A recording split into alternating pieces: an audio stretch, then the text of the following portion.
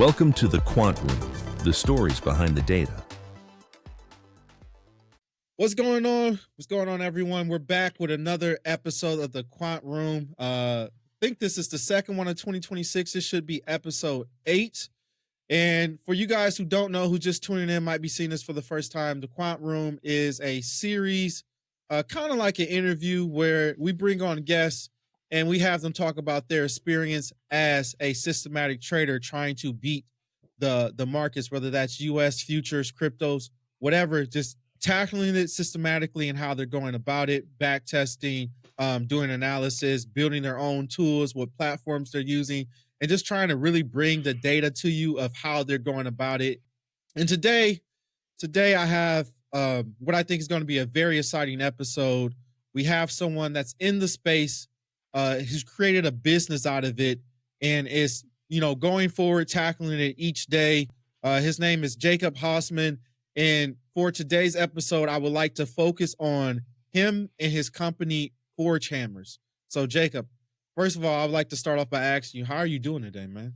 How are you feeling? Thank you very much for the introduction, Marcus. I'm doing great. Hope you're doing good as well. Yeah, I'm doing pretty good. So let's get right into it. I know people are going to have, they're probably going to want to hear a lot about this episode. So let's just try to quickly get your background into it so we can really get into, what got you to this point. Well, when I was a kid, probably this is not the real answer, but when I was a kid, I played World of Warcraft, and World of Warcraft has an auction house. That's actually very fun. And then, I grew up, stopped playing World of Warcraft, and then at an exchange here in Texas, I won a trading competition, mainly based on luck. And that got me really into to trading in the financial markets, and then has just been that ever since. What do you mean based on luck? How did you win a competition? What age was this when you won like the competition? I was like 15, 16. I just found out by luck that the prices were 15 minutes delayed.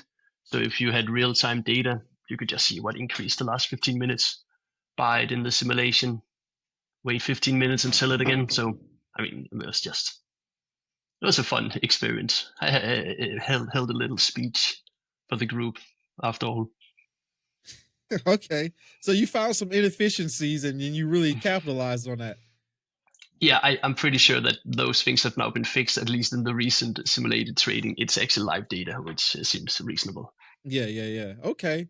So I guess, so you said that was at 15, right? I think so. Maybe 16. A long time ago. Okay. Nice. So you started pretty early. So I guess what was like the early years like for you? I think I went down somewhat of a typical road where you were looking for someone who could teach you, and you found a lot of different gurus and you spent a lot of time with them. And I did not really have a lot of success. It took many years through high school and through some of college.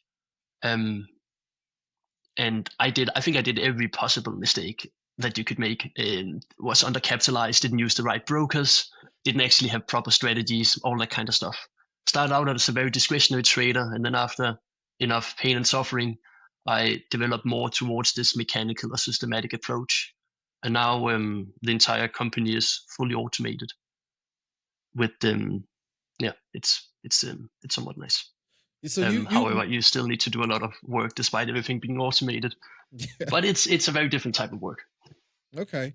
When we're gonna touch on that, but you said the wrong type of brokers. This is not something I heard someone really speak about. What does that mean to you, I guess? Or what was your experience with the wrong type of brokers? Today at least, the way I see the markets is that there is a lot of different areas that you can have an advantage. One of them is to have a good strategy, but a good strategy in itself is often not enough. And if you have a good strategy, but you don't have a broker that can actually execute it, your commissions are too high, or even that you use a broker that doesn't actually that's not really compatible with your taxation system in the country you live in. And then all of a sudden you need to spend a ton of money and most of your profits to pay lawyers and accountants to fix that. I had to do that once, which was a little bit of a shame. And then, for example, if you are into short selling or particular forms of buyings, some brokers are pretty delayed in the executions. So if you are very time sensitive and you use the wrong broker, well, that's really an issue. And when I started trading discretionary from Denmark, and the type of deals and commissions you could get from Denmark because I was a foreigner was really bad. So a lot of the strategies I was trading just did not make any sense for the broker I was using. So even if the strategies were profitable, which I don't think they were, it would have been profitable anyway. Gotcha. So that is very interesting. I think early on I also went through something like that where I had like delayed execution and then I was getting bad feels constantly. Um yeah, yes, yeah.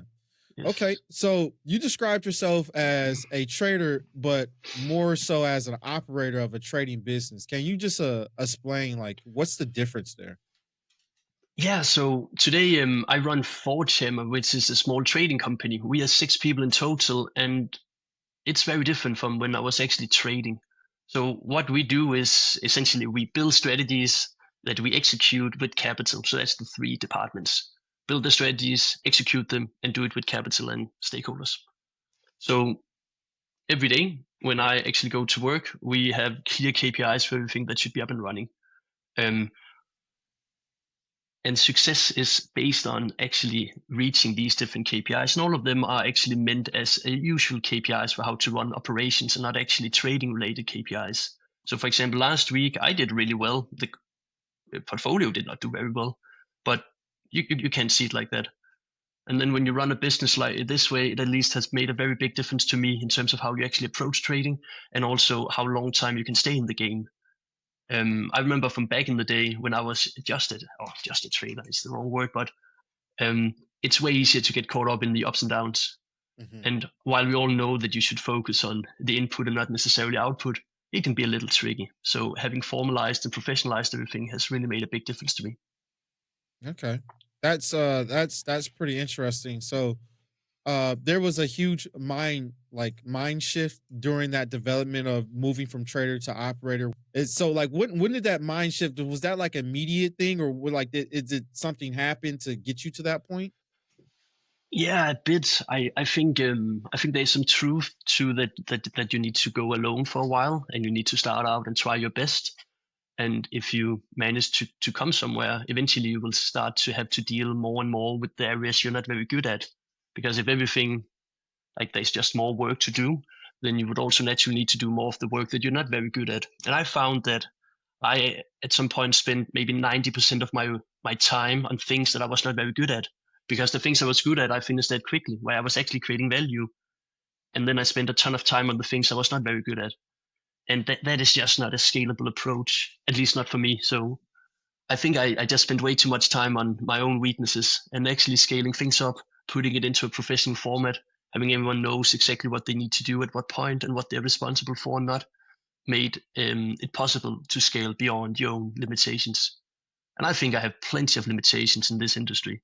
For example, one thing that's pretty like I probably should have thought about um, sitting and watching charts. I can do that for maybe an hour, but sitting there for more than an hour, I just lose focus. I make silly mistakes. I psych myself a little bit. It's really not something I was ever good at. Building strategies, on the other hand, that's something that comes very natural. So scaling up with people that are good at, partnering with people that are good at the rest seems to make a world of a difference. Now I spend way more time on things that I'm actually good at. That has to be like a huge return, like a huge value return right there. It's really nice. Also, just for the mental side of it, it's pretty frustrating to spend your time on things that is just not really moving the needle. hmm, I'll have to keep that in mind as I move forward with my group. Okay. So speaking of this, tell me more. What is Forge Hammers? What exactly is it? Well, so the idea of Forge is that it's a little bit of a mix between an aspiring hedge fund and a technology company. Currently, we trade our own capital. We have a few SMAs and some prop accounts, and so it's nice. What we by far focus most on is the internal operations. So building more strategies, improving the executions, which is very, very difficult, at least for me. And then to ensure that we partner and scale with proper partners. So Fortema allows us to actually build a very professional structure about it, but also to be able to partner with the proper people. For example, you can, when you have a legal corporate setup, you can use proper incentive structures for everyone to be part of it. You can also allow yourself to pay out salaries to different people and give these different kind of packages to the particular person you want to collaborate with. And for example, one freedom that we do is that it's a totally remote company. So everyone is traveling around as they desire. And then everyone has very clear KPIs. So right now, I think we would qualify ourselves as a technology company, but as we move forward and with a bit more track record with our own internal capital, we can actually convert everything into a hedge fund, which is where we would like to go. Okay, nice. Nice. So I guess the beginning startup is like capital that is provided by you, or did you get like funds from someone, I guess, when it gets started? Um, Mainly myself. Okay. It's somewhat tricky to raise capital, but as you then grow a little bit, you can actually raise capital if that is what you desire. But you should also always be careful raising capital. Gotcha, Um, understood. yeah, many investors are not actually very value creating, and you need to spend a ton of time on that. So unless you're very good at that, you should probably consider not doing it, and then just work with someone that is a little bit more professional. For example, some of the better prop firms out there.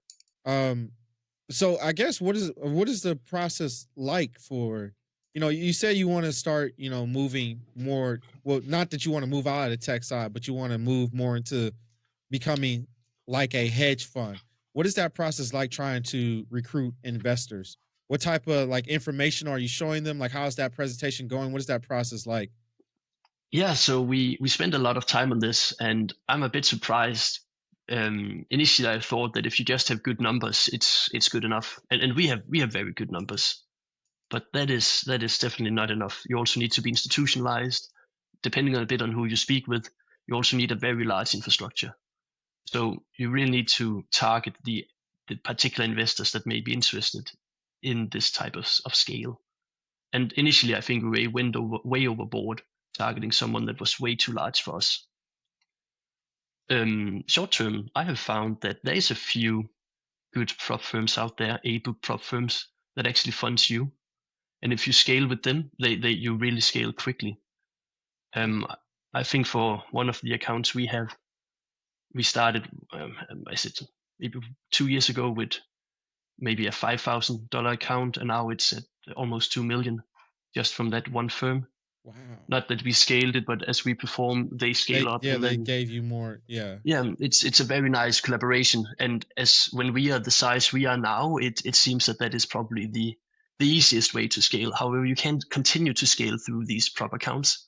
There's a very natural limit. So the next step is to probably create a proper fund. However, I have no desire to deal with problematic investors. So the current plan is that we will deliver these numbers for maybe a year more, maybe 2 years more, and then hopefully we'll have enough to actually target some of the larger, more professional guys. Okay, understood.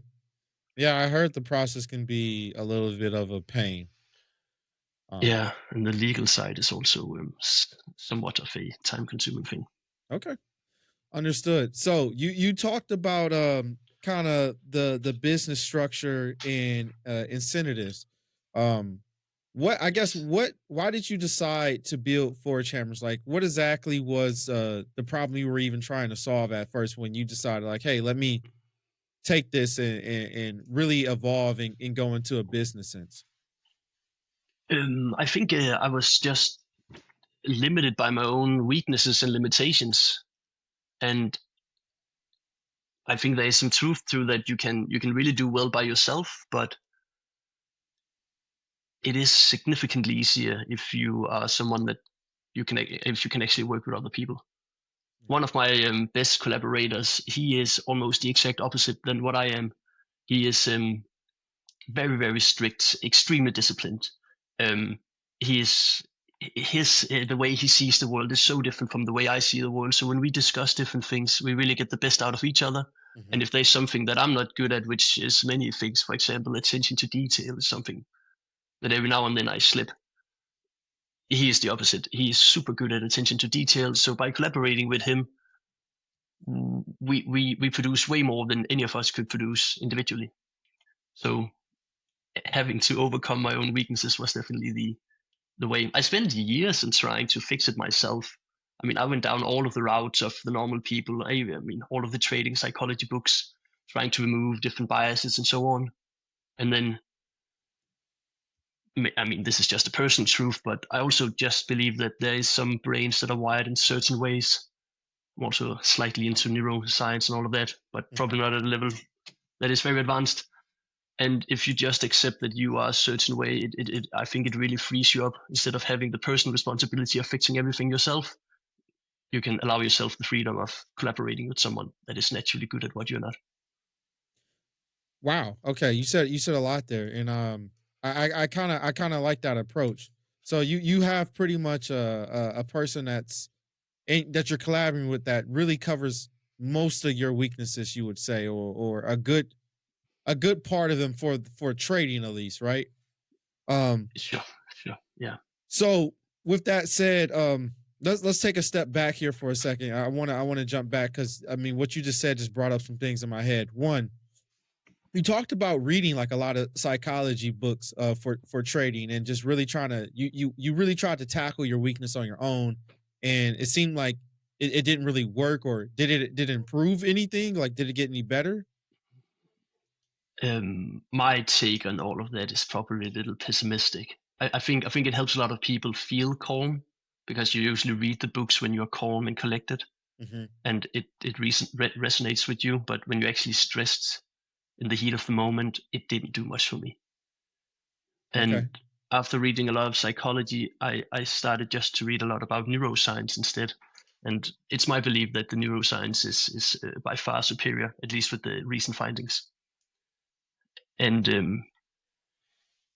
I mean, if the current hypothesis of different of different conditions, for example, that someone is just born with more dopamine transporters than someone else, I mean, is that really something you can think your way out of?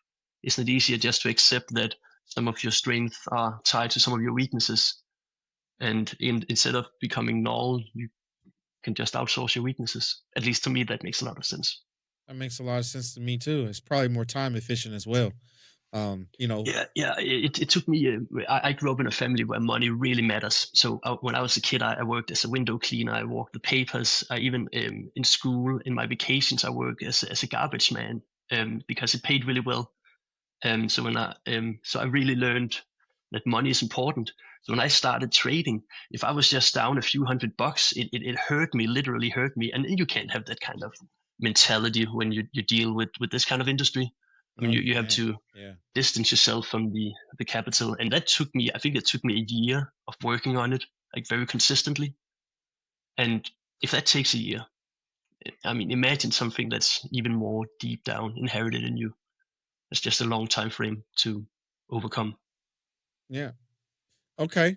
And then you also mentioned that like you when you were young, you to go along with this, you also mentioned that you were kind of like looking into the gurus, maybe spending time like looking into their strategies.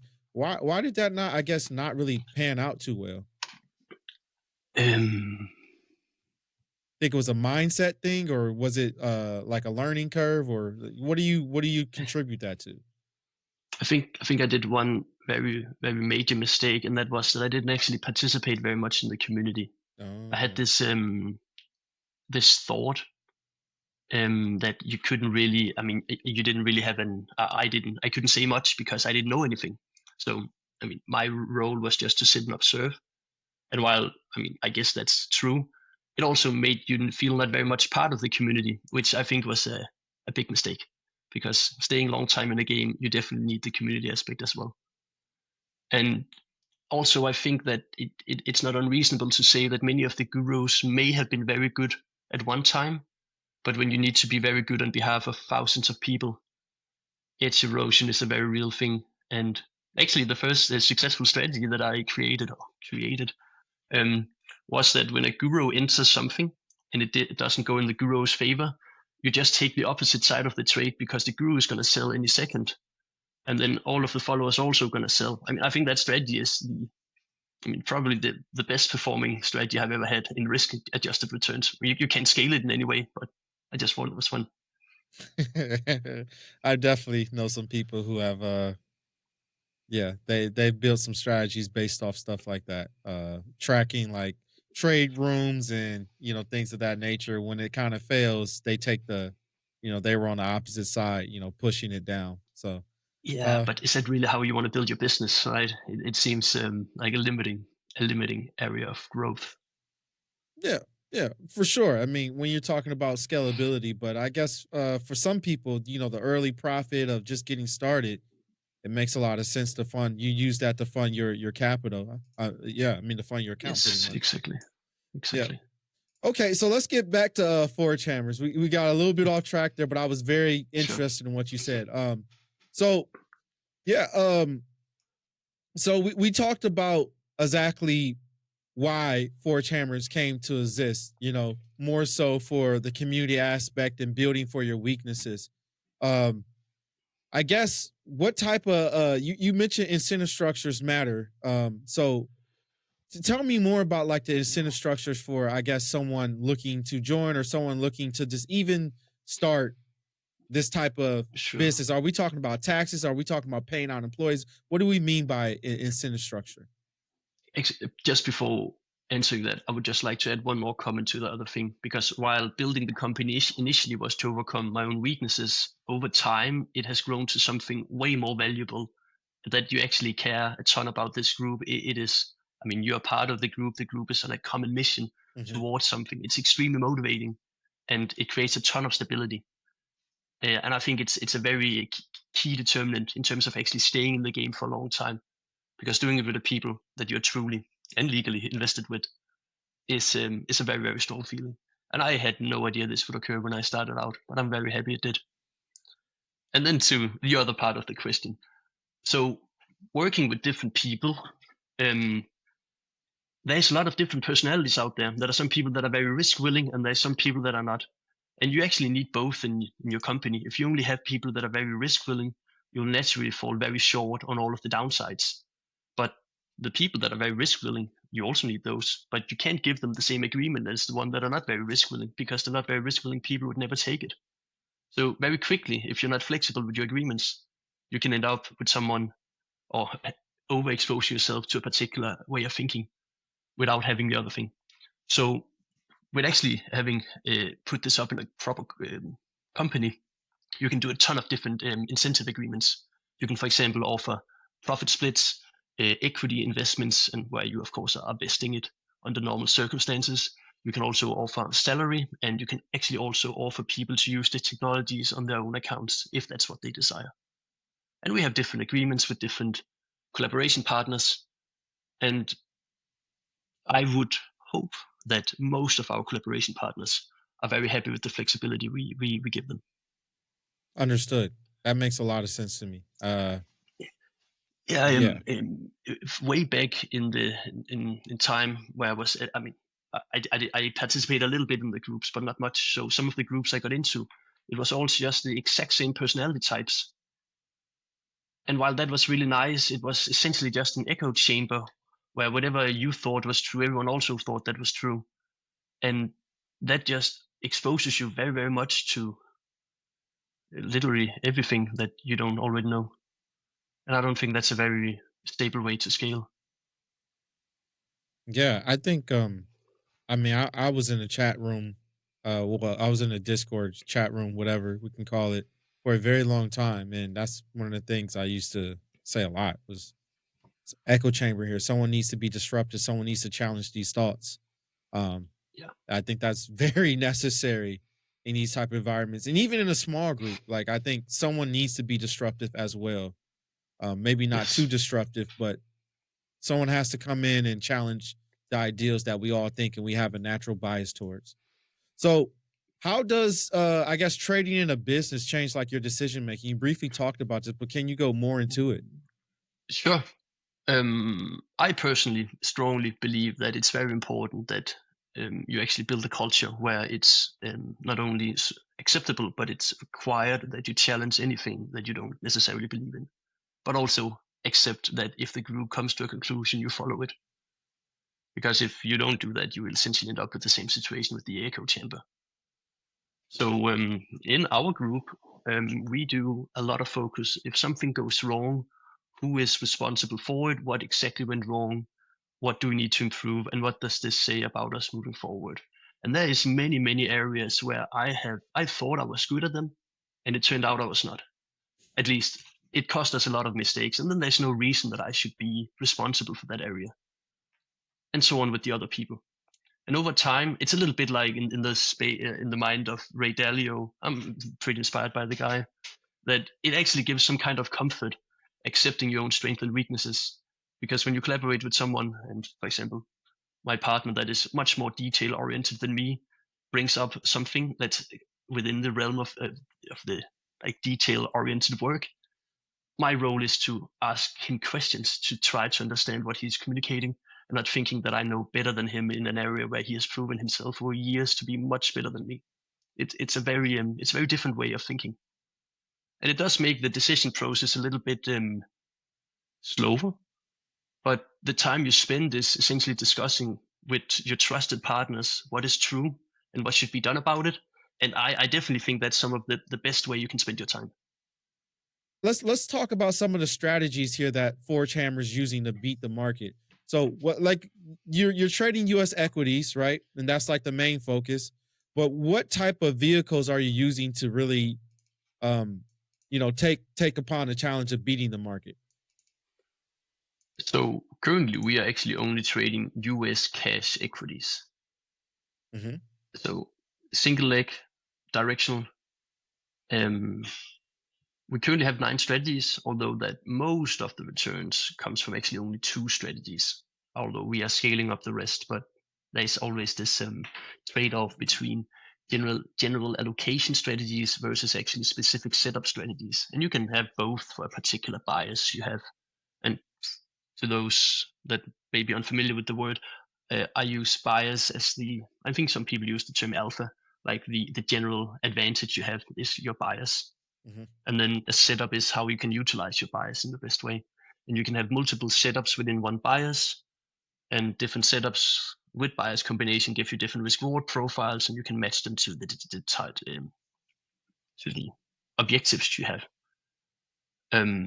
So that's what we're doing. The most tricky part now is still the executions, as we have scaled up significantly in size. Executions have become significantly more difficult, and it's something we need to fix before we can actually scale. But to get back into the strategies, it's only US equities, one leg, and it's somewhat simplistic, but we can allow ourselves to be very specific in what we actually trade, since we are using a universal scanner. So our engines take in data for all US equities, and then we can look for very particular things. And by doing this, we hopefully avoid competing with too many of the good discretionary traders, because there's just a bit of a limitation how many stocks you can actually watch as a good discretionary trader. Yeah, and then the time frame is usually a few hours to a few days, although we do dislike holding overnight. Just was it last year? Or maybe the year before, we had one stock that truly went wild in pre-market. Did it increase 10,000% or something like that? I mean, we weren't caught in it, but in theory you could. And if you held that overnight, that would have been a rough experience. Imagine being wiped out completely from that. So you were short this stock, but you didn't hold it over. But it went up. It didn't actually qualify, but I mean, it could have. Eventually, it will, just with enough time, right? I mean, everything that can happen will happen. Yeah, I see what you're saying. So yeah. So you talked about single leg. So you're talking about like trend trading, mean reversions, shorting the trend. Well, what more specifically, if you can get into it, like is I guess the focal point of the strats. So we really love strategies where we have a very strong conviction. Mm-hmm. The algos have a strong conviction that some larger players are trying to do something, and it could be insiders selling out, it could be shares that are freed up after having been locked for a long period of time. Those are wonderful trading opportunities. it can also be this guru trade technically, because you have a larger player that is trying to do something that will affect the price because liquidity is just not there. These types of situations we really like. We also do have a lot of specific setups where we are very very particular about how we handle it. For example, I think I saw someone else on the podcast talk a bit about these opening drive plays, and those are really nice. But it's very difficult to determine if the move is created by retailers or someone that actually knows why the move should be there. And we haven't quite figured it out yet. There's some things you can look at. You can, for example, look at the average trade size in the particular period on the tape, or how many times there's actually a trade, if it's in large blocks or in small blocks, which gives you a little bit of an indication to who is actually on the other side. But it's still really not something we have mastered. And I think we should probably look into dark pools as well. If there's a ton of dark pool activity, that probably influences who you're competing against. Yeah. One thing we definitely found that was super important is if a stock is shortable or not. It very much influences how it behaves. And if you combine that with larger players moving, that's really something you like. And then since we are fully automated, we can allow ourselves to actually be extremely specific. So one strategy we're working on now is these reversion strategies. And a very simple reversion strategy is just to do some type of pivot low with some increase in ATR. And then let's say the particular stock holds the last low 10 times in a row on any time frame you determine. Probably not monthly, right? But shorter term time frames. The first time it breaks below the prior low after 10 low plus upswing, that's probably a very good short selling setup, and vice versa for a long. That kind of stuff, a discretionary trader would probably have a very hard time managing and keeping track of all these stocks that potentially qualify. But you can do that when you automate it. The difficult part, of course, is to avoid the stocks that clearly are manipulated by larger players. And that is a very tricky thing to do, but you can, hopefully you can do it. We haven't quite solved it yet. So sometimes our algos accidentally buys like a pump and dump that just crashed. And you're like, I mean, as a discretionary trader, I know this is a horrible trade, but it's actually pretty tricky to code that in. So that is currently what we spend a lot of time on. But I mean, probably I'm getting ahead of myself. No, I mean, I'm enjoying it. Yeah. Okay, I mean, you're really going in deep on the strats. I didn't expect all that, but yeah, I'd like to comment on some of this. So, you said something very interesting here. You said two things that really stood out to me as someone who also looks into very similar things. One, staying away, like you're particularly focused on like the small niche markets where maybe the big guys really can't. They're not using like liquidity sweeps to get in. They're kind of out of it in general. This is not their target. This is not their focus. They're not going to manipulate these stocks. And you talked about you have like a particular, I guess, signals that kind of helps you figure out where, if they're in or not. Can you just briefly, because I'm interested, like, can you briefly talk about this a little bit more? Like what have you seen that, or like what behavior have you seen that them kind of being in the stock affects you? Because a lot of people target these stocks to kind of ride the trend with them. Are you looking at that also, or you're like, nah, we just want to avoid them completely? In a perfect world, you would probably avoid them and build specific strategies for those, because you wouldn't really want to combine those with other data because it would just get super messy. But I mean, we don't live in a perfect world. We're not skilled enough to do that yet. But there is some things you can do. In fact, I actually think we can learn a lot from the discretionary guys. After all, some of the discretionary guys have outcompeted everyone in existence for years, including all the algo traders, at least all the public ones. And one thing that I'm currently researching is this choppiness. So choppiness is a very real thing. What actually causes one stock to hold its key levels very well, and another stock is just all over the place? Because after all, it's just, I mean, the stock is made up of people buying and selling it. So if a particular stock is never holding any key levels versus one that is holding a key level, I'm of the belief that that is strongly indicating who is actually in the stock on the other side, like who's actually controlling this thing. And not necessarily one person, but what kind of mentality is going on here. And that is, at least in our algos, a very important variable determining how should we enter and exit this one. Because if you trade a very choppy stock, that's fine. It's usually there's quite a lot of volume. But do you really want to have a very clear risk levels, knowing that this stock doesn't respect risk level whatsoever? Probably not. And if you then combine that with a few other things, you can have something. However, this is still something we are learning because it's much more relevant now that we are larger. But when we were smaller, it didn't matter too much because we didn't actually get caught so often. Nowadays, getting caught can be pretty bad. So we do pay a lot of attention to this. There's also another thing which is not stock related, but it's more like market related. There is some discretionary traders out there that very successfully manages to be both a buyer in some markets and a seller in other markets. And that is truly impressive. And a lot of people refer to this as buyers versus sellers market or this type of stuff. This must be quantifiable in some way. We haven't found a way yet, but it must be a way you can quantify it. And if you can quantify periods where buyers versus sellers, at least in our niche markets, are more in control, that the amount of edge you would get from that is crazy. That's really something we are trying to take on, and then combining that with maybe if you know the stars align, you can combine that with also an analysis of who is actually in on the other side, and maybe you find that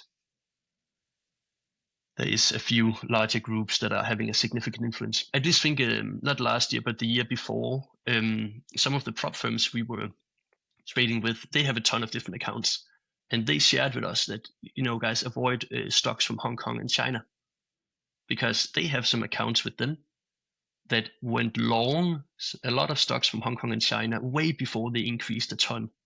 And it was of this prop firms believe that these stocks were controlled by a large or a few large groups, foreign groups. And by avoiding trading these, that particular prop firm saved a lot of money. But if you want to trade them, you better be aware, you better have a method of determining if that particular group is in charge or not. And they are always leaving some kind of footprints. It's just pretty difficult to find. So that's the kind of stuff that we're very into that. We think it can really open the door to build great long and short strategies. Okay. So I guess from your perspective, and I mean, obviously you work with the prop firms and stuff like that. Do you think that they're like masking their entries and volume into these stocks to kind of hide their presence?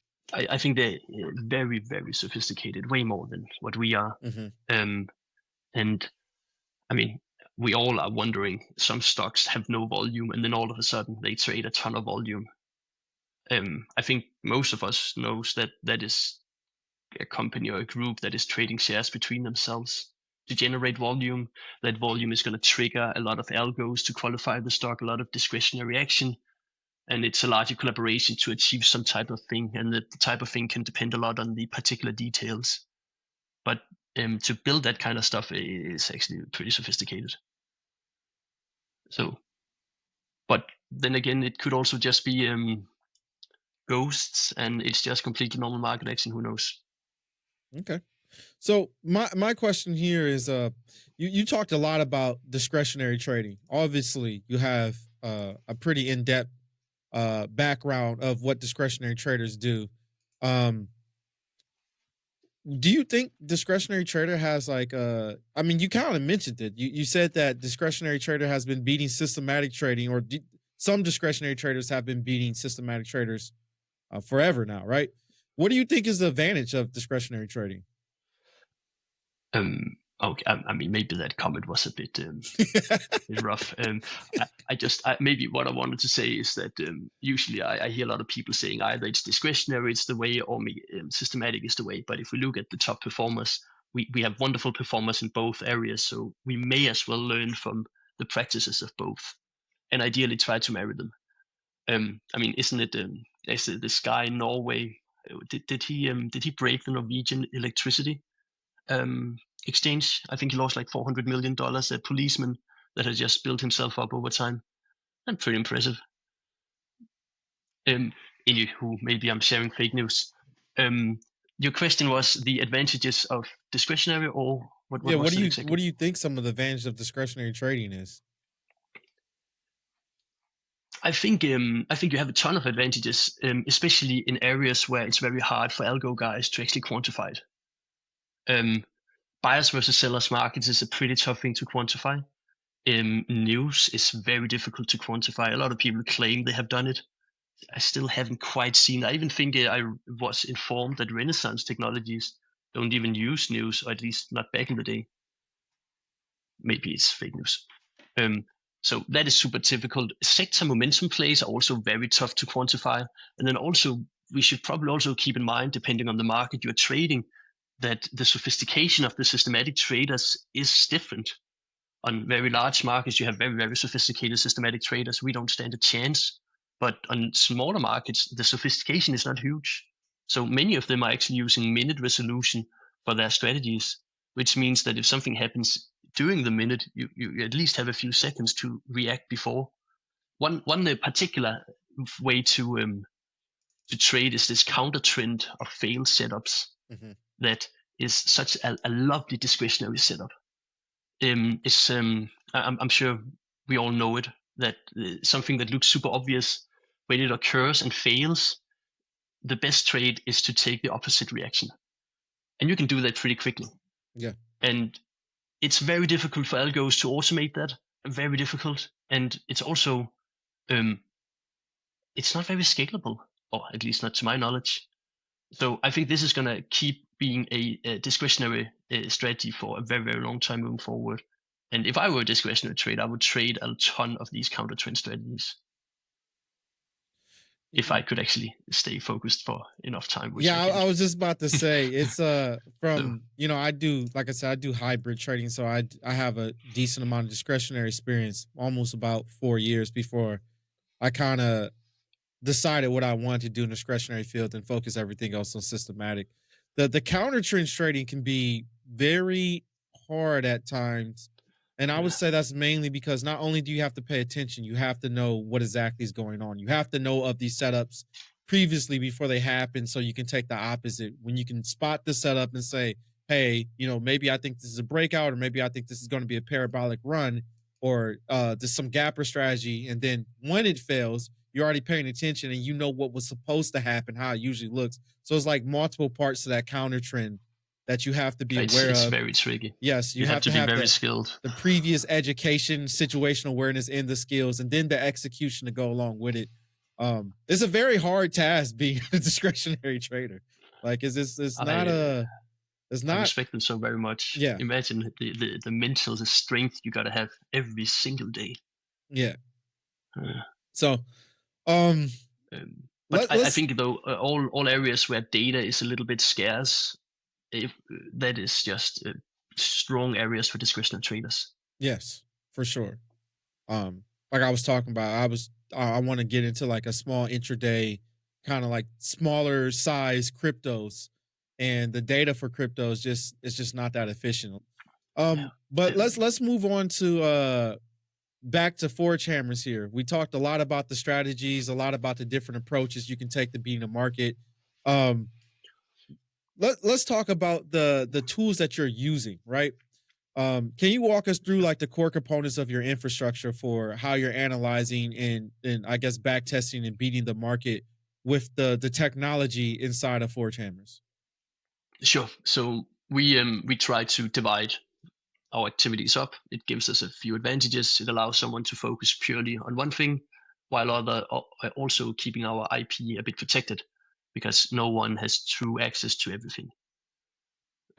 Because even you work with people and you give good incentives, you also do need to be careful about someone taking everything. So we have an analysis engine that we use to analyze strategies, which I would love to go into depth because I think it's somewhat interesting. And then we have a signal engine, and the signal engine's purpose is to take in all live data. I think we do second resolution currently because tick is just a little bit problematic for all US equities. And then it runs through the different strategies and see if anything should be entered or closed, or something should happen to it. And if something happens, the signal engine sends a signal to the execution engine. The execution engine picks up the signal, verifies the signal, runs through a few risk parameters, that kind of stuff. And if it goes through, we update a virtual portfolio. The virtual portfolio is then compared to all of our live accounts, and it's just looped through. And if there is a difference between the virtual portfolio and the real portfolio, the execution engine will execute the remainder. So it's a very simple standard setup. I'm sure someone has more sophisticated, but that's what we do. And we can go into a lot of details related to, for example, sending locate signals very early, because you don't want to have a delay of 20 seconds to actually find locates and at what prices. So usually you want to have locates before you trade, so you need to send multiple types of signals. But all of that is maybe slightly over engineering. However, the analysis engine is something I think we could discuss a bit. I would at least be happy to go into the different types of steps we go through, Okay, if let's that would do be it. of interest. Sure. So we hate building strategies that doesn't work, and that's that's kind of the attitude we approach the market with. There's plenty of edge in the market if you are willing to look for it, and there's no need to build strategies that doesn't work. So we have a ton of checks. I think we have maybe 7 or 8 different steps we independently go through.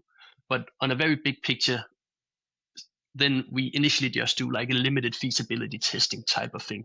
So if you have an idea, the idea should be present in the data. So let's any kind of idea. You quantify it, you pull out all of the examples that have happened within the last X amount of years, and then you see, okay, if I went long or short here, after 1 minute, 2 minute, 3 minute, all the way down to how many days you want, how did the performance, like how did it actually go? So just purely time based. And if you don't see anything there, you just move on. But you usually see a lot of things there. And if you pass the limited feasibility check, then you actually go in and try to understand it. And the way you understand it is that you want to understand what influences the development short term, so like in the first 10 minutes, because that influences the kind of execution method you want to use. And then for some stocks, you want to be very aggressive. For some, you want to be very passive, depending on different variables. And variables could be all the fundamentals, the intraday price action, the multi-day price action, the sentiment, what kind of day on the week it is. It could technically be anything. I mean, if you can scrape it, you can test it. And then lastly, we also do overnight analysis, because a lot of these things you actually do want to hold overnight, but many of them you do not want to hold. So you do a separate analysis by the end of the day. And then when you have done this, the way you actually do the analysis is you identify all of the variables that are significant. And significant can mean many things, but a little bit up to you. I mean, of course, we have clear methods for it. But you also actually test it for, one thing is that a variable may be significant, but it doesn't mean that it's significant every year.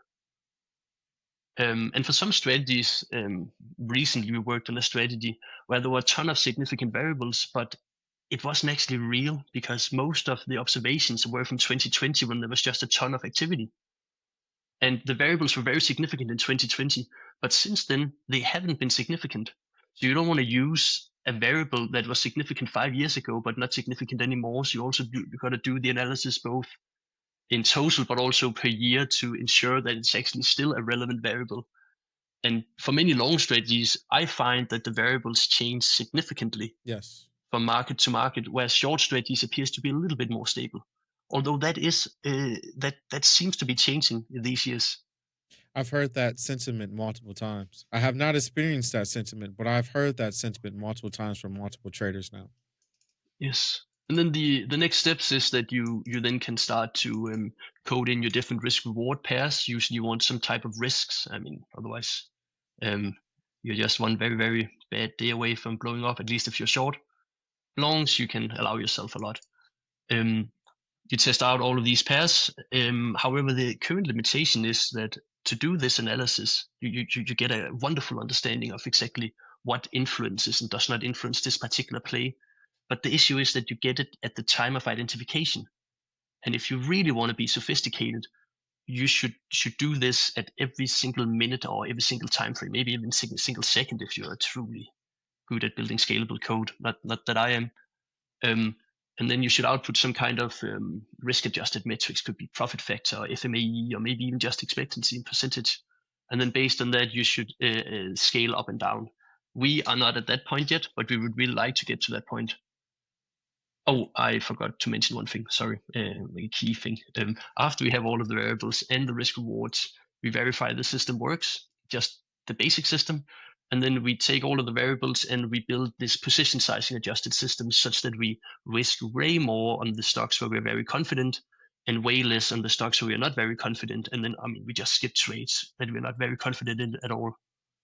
And you update this model every now and then, depending a little bit on the frequency. So for example, every 3 or 6 or 9 months, and you can build it with the machine learning, but you can also just build it yourself. I actually am still beating our machine learning models by my own homemade models. You essentially do the same, assign a score to each variable under different circumstances. So one day, hopefully, the machine will beat me. But for now, I'm still competitive to it. Okay, that's very interesting. So you made a model that's determining, it has like some type of, so everything's automated, right? So what you're saying is you have some type of I guess infrastructure that allows your code or your algo to pretty much determine, hey, this is a higher probability trade. I'm assuming based off some type of correlations to, like you said, the significant variables. And you're saying we want to put more risk on this, like almost like a discretionary trader. So you have like this systematic discretionary. Yeah. That is super important. The biggest and best discretionary traders are all talking about the importance of bet sizing. So if you don't have that incorporated in your trading, you're really missing out, I think. That's something that I don't think anyone has that I've talked to. That I think they all pretty much have put in the same amount for the same systems. Even though like some of the best traders I knew, they swore by this method that you talked about. They swore by it. There was always, they either scaled into the good trades or they would start off by saying like, hey, I know this is a high conviction. That's what they called them. They called them high conviction trades. Yes. And they would risk more on them. But I never heard a systematic trader inputting this into their actual automated system. This is that's just, I haven't really heard of that. That's different to me. If you have the variables that are important, it's actually not that difficult. You can make, like, you can even make a very easy method. For example, let's say you have 5 or 10 important variables, and you can just give it like a score of 0 to 1, depending on the value, and then depending on the final score, which would be between 0 to 10, assuming 10 variables, you would then differentiate your position size based on this. Maybe say if it's below 3, I'm not going to trade it at all. If it's above 3, I'm going to trade it, and then the closer to 10, the closer to max position size. And the nice thing is you can quantify it. So you can then test on a ton of out-of-sample data frames using walk-forward analysis, of course, how that would actually perform. That makes perfect sense. I don't know. I guess this was just a foreign concept for me for systematic trading. I never heard anyone really talk about this, so it was just interesting. And also just wanted to specify the analysis part is currently not something that is fully automated. The entire engine runs itself, but I personally really like to spend a ton of time there to truly understand what happens. And if you do that well, when you start with a strategy, you get 3 new ideas for new strategies, and then those 3 become 9, and then that's how you scale out. The only issue is that you usually stick within the same niche. But within a niche, if you start with one strategy, you will eventually conquer it all. That makes sense, right? And when you really going through optimizing, analyzing the data, especially, I assume at this point everyone has to do it themselves. So like you said, you have machine learning, but you're kind of beating it. So I'm sure that encourages you to really spend time in it. Yeah, it's just my skills in machine learning. It's a tricky point, right? Everyone says machine learning, but the ones that are truly good at machine learning are truly good at machine learning. And I'm not one of them. I understand. So, okay. So, tell me about like the time it takes when you get an idea to really, go through it. In a perfect world, data would work, so it would take a few days. But in a much more real world, data is a continuous, tough thing to get, especially high quality data, and you can clean it. For example, we have built a ton of cleaning functionality, but after all, cleaning price data based on price data is a little bit tough. And we have used a ton of different providers, and there is certainly some very good providers, and there is also some less good providers. And if you have wrong data to start with, it's very easy that you can't actually rely on your findings. And then what's the point of anything? So the way we actually try to handle it still is that we try to be pretty specific about the type of the rules for qualification. Because if we qualify something that has 20,000 observations, how are we ever going to verify that? But if you qualify something pretty specific and it just has, let's say, 1,000 observations, and out of those thousands observations, there's maybe 3% suspicious data, that's within a few hours work to actually verify if it's true or not. I mean, after we have cleaned it. But even with any cleaning, there is always something off. I mean, I'm sure, are you trading extended hours, Marcus? No, but if you ever want to do that, delayed prints is a very real thing. It's not real prints, but technically they are real for the machine. You can't really distinguish them. The best way to clean these is to have bid and ask data, and then only say that if the trade is executed outside of the bid and ask data with some kind of buffer, ignore the trade. Like, it's not a real tick. But when you backtest, it's very expensive to pull bid and ask data for every single US equity for the last 15 years. So you would need some other methods, and usually as a trader you can see it, but sometimes you just need to remove suspicious rows. So that's how we handle it. But it's tough. I may have lost the track of your question, but I hope it gave any value. No. I mean, I appreciate that information. That's something I'm actually looking to get insight on. Do you believe that just throws out the edge if the data's just right there, it's just not the best? Or like you said, like 3%, 2%, like what is the range? Like how accurate does it need to be exactly? I think it depends a lot on what type of strategies you do. The way we do it is that we usually want to build strategies that is also scalable. So that's why we try to build strategies that works over multiple hours or days. So for us, it's actually not that big of a deal, probably, most likely. However, the person or the people that was working within this department, for them, it's a very big deal. Okay. Because they have a very different personality than me. And that's also why I shouldn't work in that department, because I would say it's probably fine. So, and they are right. You definitely need data you can trust. And I think the providers you mentioned are really nice, but no matter what provider you pick, there's always going to be discrepancies. I found like a crazy example with a reverse split mixed with some dividends, and then the reverse split was reclaimed, but some other shares were given. I mean, how are you actually going to adjust that in real life? I understand that data providers have a typical time with that. And if you use Bloomberg or Refinitiv, or I mean, actually, Data Bento is doing really well nowadays, but they're more high frequency trading data. But I mean, if you're nerdy enough, it's definitely something you can do. I also think Spikeet is a very, very good data provider in terms of the data cleaning. I mean, you still need to run some basic scripts, but it's compared to the price and the availability, it's really nice. The limitation is, of course, that I think Spikeet currently only provides minute data and daily data. So you can't do it on second resolution, but I mean, it's way better than many of the competitions. Yeah, I mean, that's also my personal findings as well. Is we have like I mean, I've tested data to like the live market, like going back days, just putting in data through Excel, looking through the columns, seeing, like taking all the stuff from my, at least I based it off my trading platform, which I don't even think is the best route to go. That's a dangerous way to use a trading platform. Yeah, like, but I guess I do that because that's what I'm actually using live, and that's like my theory for the reason behind it. So if I'm gonna if I'm going to run my algo through IB, right, and that's the live data that's going to feed them to take this trade, then when I run my algo, then what I'm going to base my back test off of is, X, Y, and Z. I want it to be specific to what IB is. So just basing, that's how I just looked at it. That was my logic. Then you move forward from there. So then I'm testing Spikeet, Polygon, F&P, Alpaca, whatever, all these different data providers to IB.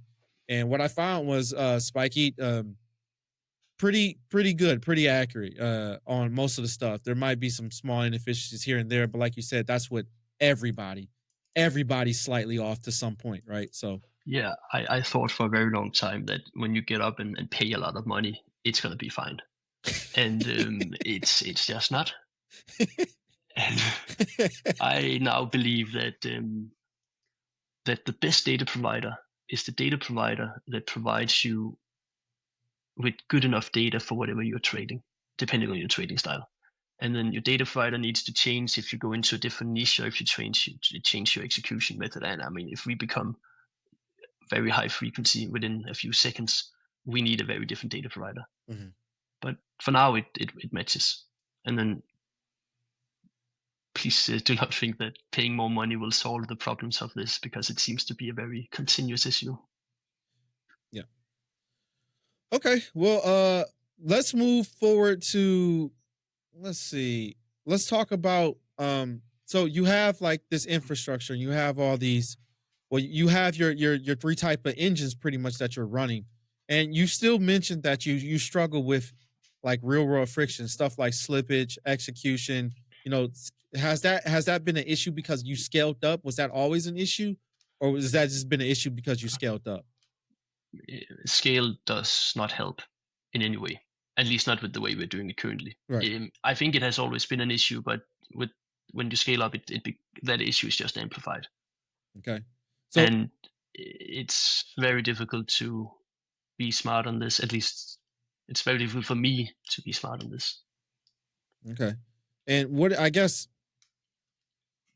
this has been a challenge for multiple people. Actually, I have a question for you just in general. You know, obviously with your experience. Um, you know, I've talked to someone that said modeling slippage is just, you know, almost like a waste of time because it's just impossible. You'll never get it right. What is your general thoughts on that? I personally disagree, but maybe he is much or she is much smarter than me. But we can document that we are affecting the market more than what we should. So our orders are triggering other orders to move the market. It's not our orders that are actually triggering the market, but it's other people moving the market when we send our orders. And we have tried a lot of different solutions. And we have found significant success, at least comparing to the default, for how we can do better. And I'm sure we can do significantly better if we spend some more time. Currently, we are working on testing out the dark pools. But some stocks are very active on the dark pool, some stocks are not. So you also need to have proper data for that, which is it can be tricky. Yep. Bloomberg has really good data for that. We also had a lot of success with spreading out our entries. So instead of having one entry price, you just take some kind of participation rate or VWAP type of fill, which is technically fine. But you can only do that with allocation type of strategies. You can't really do that for set of specific strategies. You can use the different sweepers, which are also nice. I'm very convinced that there's some people that are putting in a lot of fake orders to move the price, but do you really want to go down that line? That seems like a slippery slope. So we don't really do that. But through the other improvements, we have significantly reduced our slippage. Okay. Very, very significantly. So we're very happy with where it is at. However, it is a bit of a trade-off as well, because the best trades usually go in your favor very, very quickly. Yep. And if you are a little bit too passive, you're not going to get full size in those. Yeah. So you may technically have better slippage, but your position sizing efficiency is gonna be bad, and then you may end out in a worse place than you were before. And then the proper true solution is probably to build a more sophisticated system that determines position size based on the available liquidity, such that you can take your a proportionate size instead of taking too big a size in a too illiquid name, because then of course the price is going to move a little bit. I think, I mean, an easy way is also just to say we're not going to trade anything that is trading below X million dollars in dollar volume. But if you do that, then you end up like all of the other funds that is just scaling to larger and larger markets. Your competition is only going to increase. So we don't really want to do that. That's actually smart. At least not for now. Yeah. Yeah. That is the general approach that people take with the scaling is looking into, you know, traded in larger market that has more dollar volume. So, I mean, it seems like you're doing, I mean, you made it sound like you're not doing anything that sophisticated, but you're probably doing more than most people to beat slippage. And I haven't really heard anyone say like their slippage has greatly improved by doing X, Y, and Z. They just kind of take it as like, this is the game and this is what we play. And we're just going to have to eat it. When you talk about you reduce slippage, how much, how, like what type of percentage are we talking about? Like in like the reduction of it? Initially, I think the total slippage was for some of our strategies almost 4% of the price of the stock. So 2% on the entry and 2% on the exit. So let's just imagine you have a great strategy. You make 8% on average. Half of that is just gone from slippage, and then some other execution costs. You know, probably you make some mistakes as well. Yeah, it's not very good. On average, at least the way we measure slippage, we got it down to 0.5% for entry and 0.5% for exits. So 1% in total. So it's a very significant improvement. However, these changes are rather recent. They occurred start December last year. So, you know, they haven't only been there for 6 weeks now. And there's also this tendency that if you put in large enough ticket sizes for your executions, it seems that the market is learning, and then they are increasing your slippage. I would not be surprised if it came out that there's a lot of predatory algos that is picking up if you execute too easily. I mean, we probably need to randomize a lot of stuff to make it more difficult to actually pick up. Or maybe I'm seeing ghosts, which is also a very reasonable explanation for everything. No, probably. But yeah, it's tough. Probably not. But I do think when you, I mean, obviously when you increase size, like you obviously are taking up more of that volume at that specific minute, so your slippage should increase in theory, right? So yes, but it also seems to occur that, let's say you put in a rule, we build one execution, a bit of execution logic that said we only took, let's say that we take like 2% of the volume per minute. mm-hmm. So if you want to trade 10 times more size, it's just going to take you a longer time to be executed because you take the same per minute. So it shouldn't really influence that particular minute. If you want to execute, I mean, let's say $100,000, you take 2%, you can execute $2,000 per minute. If you want to execute $10,000 or $100,000, it shouldn't really influence, like it shouldn't be different for the first 5 minutes, right? But somehow it is. Isn't that peculiar? Yeah. And then for someone watching this that knows all about it, please reach out and tell me what we are doing wrong. Yeah. I mean, I guess that's the great thing about working in communities too. Like, is that you can get help with some of these. I'm not sure someone has tackled this issue, but I'm sure someone can probably help you tackle this issue. I mean, this issue is just, I guess for systematic traders, I mean, people talk about this all the time. Like, how do you beat slippage? How do you model it? They have so many different theories. And it just seems like most people have just came to the conclusion it's there and we can't do anything about it. So the fact that you even reduced it from 2% to 0.5 is honestly, I mean, it's just really just. I think it's because we executed so poorly to begin with. Oh, okay. I think that explains a lot of it. Okay. The other ones probably try to reduce it from 0.5 and further down, and we just started way above. Okay, gotcha. And we thought we had this horrible idea that if we just put in an order at the best bid or the best ask, so we always added liquidity, and then we just put in like 100 shares with hidden size, no one would figure that out. And then what essentially happened was that if the stock tried to increase, we would just be the roof of the ceiling, like it was not going to go up. And when it decreased, we just followed it all the way down until the bottom, where we eventually got filled. It was, I mean, saying it out loud, it sounds pretty stupid, which it was. So we're very happy to have improved. But it took us like 7 months to just do these small improvements. It's way more difficult than actually building strategies. Yeah, I mean, I don't think a lot of people know that, because when you're trying to automate and trying to really develop the execution, I mean, yeah, it's a pain. I mean, that stuff can get you stuck. Just building out the strategy and getting execution get you stuck for months alone. But let's keep going here. Let's talk about the automation. This is I mean, we've been talking about it, but this is something that is, I I think, very key for systematic traders to try to get more into. I think it provides a very valuable edge, but a lot of people don't really like to, I guess, really automate for some reason. When do you think someone with an actual edge, obviously is live tested, when do you think they should, how early do you think they should really start moving on to automation? I think that's a great question. I don't know if I have an answer, but at least I can share that we did it way too early. It is if you want to automate everything, that is a very significant task, unless you use already pre-existing system, um, or a pre-existing system. So we did it way too early, and it ended up taking multiple people, including a ton of my time. And then you don't really have time for building strategies and improving executions and all of that kind of stuff. And I think it's also very easy to think that once you automated it, it's just working, which it's really not. You still need to constantly make small improvements.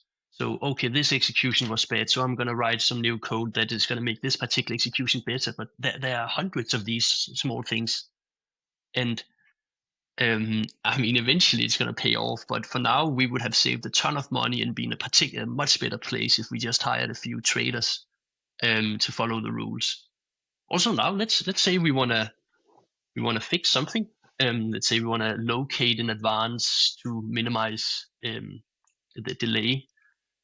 If we locate in advance through the algos, that's actually a pretty big deal. Like, how do you do it? There's a ton of edge cases from a few traders. You could do it overnight. They just tell them locate in advance instead of waiting for the entry signal. So locate, a bit before, and just like that, you're moving forward. So you're way more flexible with that. However, for very particular difficult strategies, like that only occurs once in a blue moon, you probably want to automate it. I think automating the signal generation is somewhat easy. You could probably automate a lot of it by just saying those stocks are somewhere within the realm of something I want to keep an eye on. That's probably the first step. Automating executions can also be easy, but as soon as you want to do something that's actually sophisticated, at least if you have my skill level, that's really difficult. And there is so many edge cases. And for example, today we have 3 separate testing accounts in our test environment. All these test accounts paste their API license and data and all that kind of stuff. And all of them are also funded because we need to make sure that we catch all edge cases before we put it into production. And then you have one guy that is responsible for actually going through all of the new logic and testing out all of the cases, which is more or less a full-time job. And then you have a few other guys that is coding it as well, which is not always a full-time job. And then you actually put into production, everyone is super much on the edge, because if something goes wrong in production, that's not good. And the amount of time and effort you actually spend on this is a lot. I mean, it's more sophisticated. I mean, I think we have a few hundred GitHub posts and requests for different things, but if I knew better, I would not have started. I would have hired 2 guys, and then girls, 2 traders, and then we would just build strategies. And when those 2 individuals could not satisfy, like they could not execute more strategies, at that point we would start building automation, and then we would build it first. That first you would automate what would be the lowest hanging fruit, so identification of the signals. And then they could execute more. Then you build more strategies, and then eventually, they are kept again. And then you build the next. You take it step by step. I really regret not doing that. Makes sense. Makes sense. Okay. Yeah, we I tried mean, to I like think build that's build Rome almost. When we started initially, we tried to build a general purpose engine for what? If we just in case you want to trade forex, right? So may as well support it. So that was a bit of a shame. yeah. Scraped it all, build it again. I think that's what a lot of us do. We start off very ambitious, thinking we can conquer the world, and then later on we realize, oh, I could have just simply focused on this and saved a lot of time. Right. I definitely went through that experience. I mean, I wasted probably over 2 years developing stuff, and a lot of stuff is not even going to be used. But Yeah, maybe exactly. So Maybe. sometimes I like imagine I mean, you want to pick apples from a tree, and you can just go out there and pick it, but then you have to do it again tomorrow. Um, yeah, you can have a machine that picks apple from a tree, but how specific do you want that machine to be if it's just picking apples from a tree, right? I mean, how many apples are you going to allow not to be picked? That kind of mindset, I really think that's useful, because if you want to pick every single apple, that machine is going to be extremely complicated. Yeah. And just shake the tree a little bit and pick them up probably is also a very fine solution. Yeah, that's probably more the solution I'm going with now. Yeah, the 80-20 rule is a very real thing in this industry. Yeah. So all right, let's talk about a little bit about collabing. We talked about it a lot, but you talked about the mindset of it. Because a lot of people get into trade. Let's be honest, a lot of people get into trading because they actually don't want to deal with people. Like that is a real thing in our industry. They want to be secretive. They want to make money behind it. They don't want to deal with people. What is like your general belief, and how did you get there for collaboration? I was that type of individual you described Same. perfectly. Thought that I knew better. I could do it all alone. You could do a lot alone, but I could say that I had a lot of experiences, which I had, but probably also my brain matured. When you hit your late 20s, some pretty important stuff is happening in there that makes you a little bit more collaborative, a little more appreciative of community. At least that seems to be the case for me. I think there is a very important question, and that is if you are all alone, even if you make a ton of money, that's actually still not a very nice life. I've met a lot of people that have done it to a degree. I did it myself, but that's not a very it's not a very nice experience. So to me at least, and maybe it's a slight overcompensation, it seems that it's a very vital part of life, or to be alive, to accept that you are a bit of a social animal, and that to build and scale with someone you care for on projects you find meaningful is the prize, or like is the reward. And you can do that in trading. You can also do it within any other industry. But walking the life alone, like the path of life alone, seems like a very easy way to burn out. And it seems that a lot of limitations is going to reach you, especially your own, but also everything else. I mean, it's just hard to get funded as well. It's hard to do anything when you're alone.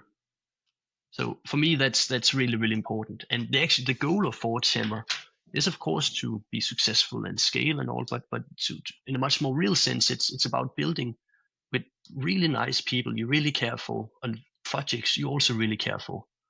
And at least for me, that has given me a lot of purpose and motivation. And then you could argue that, Jakob, also your brain has been through a change because you went through your late 20s and all, and that makes sense. So maybe that is the case, and my brain thinks it's something else. But for me, at least for now, it's a very true thing, and I deeply appreciate the people that are working with Fortem on this journey, and I look very much forward over time to welcome more great people. Yeah, it sounds like a pretty great place to work. I mean, like when you said the Kenya trip is, I mean, I'm super biased. Let's talk with the other people first. So, okay, and then yeah, I mean, it's a lot of great information. I guess to wrap this up, what do you think has been like the biggest hindrance for you in your journey? Oh, myself, my ego, my limitations, and my lack of awareness of these, especially early on with the ego, because I couldn't really accept that I wasn't good at it, and I thought, oh, if someone else can, I surely can as well, which is a very powerful state of mind. Yes. But it's just a very, very rough road. And then someone eventually told me, or maybe my brain developed, that if you want to do something difficult, the definition of difficult is that you can't do it alone, because if you could do it alone, it's not difficult. So if you truly want to do something in life, you need to learn how to organize as a group. And I think that's a very reasonable way. I mean, as a family, it's probably not very fun to be a one-man family, or a one-man company. Yeah. And for a while, I think I have successfully avoided having a real job my entire life, because I've been working on this. So I think it's a very healthy perspective for me to have, not that it necessarily applies to other people. What would be your message to anyone listening to this? I mean, we talked about a lot of stuff. What would you really want them to come out of here? Like, what type of information? Um, if I were to say something, then maybe I would say that don't, or be careful building a solution to a problem that's not actually there, and it's not going to be there for a long time. Oftentimes they're way lower hanging fruits, and when you pick them up and you move forward, you find out that you actually want a different solution, and then it's just a waste to have spent 6 years, 6 months, or a year to build something that's actually not really needed. I have done that a bit. Number two, um, please consider being really, really good at a few steps, because if you have to own the entire chain of operations, it's going to take you a very long time, and maybe you're going to do it, but then it's tough. It's probably unnecessary, and it's also a very lonely journey. I would say that's probably the top two. Yeah, that lonely Um, journey can really burn you out. I mean, Yeah, and blowing up is sad, but many people blow up. You can start again, so that's probably fine. And please do some things that breaks down your ego. And if you're really sensitive to that, you're probably also pretty sensitive to collaborating with others. So maybe that should yeah, definitely. be a hint for personal growth. Yeah, I think the journey of trading definitely not only humbles you, but it matures you. So, but that's going to do it for this episode, guys. I really hope you enjoyed this. I learned a lot, and I mean, it's definitely something to think about from not only a trading aspect, from a community collaboration business standpoint, however, whatever level you're trying to take it to, being outside of the individual standpoint. I think this is really good information about Jakob's journey here. So I appreciate that, Jakob. Thanks for coming on the show. And like always, hey, we need more guests. So this is going to be it for Quant Room episode 8. Jakob, where can they find you at? I know I don't think you have like a Twitter or anything, but I know you got a LinkedIn. So Yeah, social media seems to take my focus. I will eventually have a Twitter, but for now, LinkedIn is unfortunately the place to find me. Okay. So at Jakob Haussmann, but we can probably put the name, which is probably easier. Yeah. And I would actually love to hear from anyone that's into it seriously, and that has something to share. Would be wonderful. That's going to be it for this episode. Peace out until the next one. See you later.